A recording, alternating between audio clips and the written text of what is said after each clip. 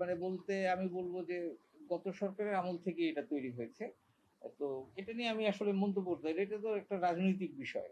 তো আমি এটা নিয়ে কিছু বলতে চাই না। তবে শিল্পীদেরকে রাজনীতি থেকে দূরে থাকা উচিত, সেটাই আমি বলব।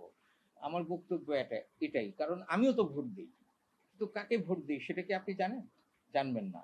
তো সেটাই হচ্ছে একজন মানুষের, এটা শুধু শিল্পী না, প্রত্যেকের ক্ষেত্রেই এটা অ মানে উম বজায় থাকা উচিত যে আপনি কোন দলের প্রতি আপনার সাপোর্ট আছে, কোন দলের প্রতি আপনার সাপোর্ট নাই। এটা আপনি কখনোই আসলে প্রকাশ্যে শিল্পীদের কখনোই আলোচনা করা উচিত না। স্পোর্টস এর দৃষ্টিভঙ্গি থেকে করাটা ঠিক হচ্ছে না। আবার স্পোর্টস এর দৃষ্টিভঙ্গি থেকে যদি বলি তাহলে করাটা ঠিক হচ্ছে না। আবার রাজনীতির প্রসঙ্গে বলতে গেলে আমি কোন কথা সে তো বলব না। রাজনীতিতে যুক্ত হয়েছে এইজন্য। ওই যে আমি বললাম যে খেলোয়াড়দেরও তো একই মানে শিল্পীদের মতোই হওয়া উচিত, তাই না? রাজনীতি পরিহার করে চলা উচিত। তারা করতে পারে নাই। সেজন্য এখন তারা তাদের ফলাফলটা ভোগ করছে। রাজনীতি আসলে করতেই পারে। কিন্তু এটা তো স্পোর্টসম্যান। খেলতেও আসলে পারে। সুযোগটা দেওয়া উচিত কিনা? এখন কি তার সেই ফর্মটা আছে? এই যে এলপিএল টা শেষ হলো সেখানে তো আমরা দেখলাম সাকিবকে।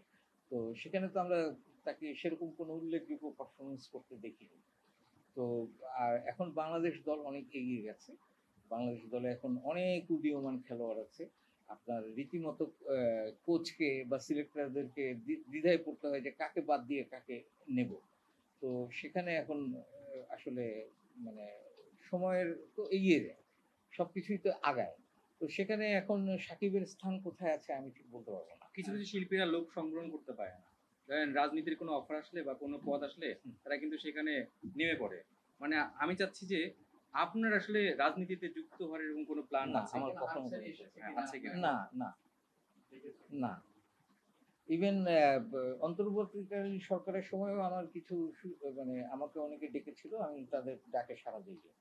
মাশরাফি, সাকিব তাদের সময়ে তারা ভালো খেলেছে। এখনকার সময়ে তো আরো ভালো প্লেয়ার এসছে।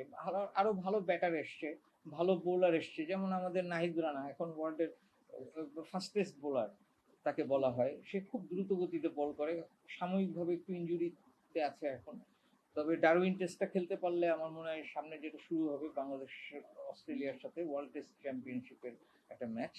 তো সেখানে যদি নাহিদ রানা খেলতে পারতো তাহলে হয়তো বাংলাদেশ আরেকটু ভালো করতে পারতো। কিন্তু তারপরেও আপনি তাসকিন, তারপরে ফিজ মানে মুস্তাফিজ, তারপরে যদি শরীফুল তো আছেই।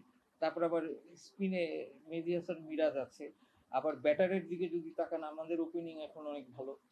তারপরে তাদের ব্যাকআপ হিসেবে লিটন দাস, তারপরে সৌম্য সরকার একটু মানে আপ অ্যান্ড ডাউন এর মধ্যে থাকে। রিজিড না ফর্মের ক্ষেত্রে। তারপরে আপনার শান্ত আছে। তো তারপরে হৃদয় আছে। তো এরা তো খুবই ভালো খেলছে। আমি তো এদেরকে নিয়ে ভবিষ্যৎ সামনে খুবই উজ্জ্বল ভবিষ্যৎ দেখতে পাচ্ছি বাংলাদেশ ক্রিকেটের।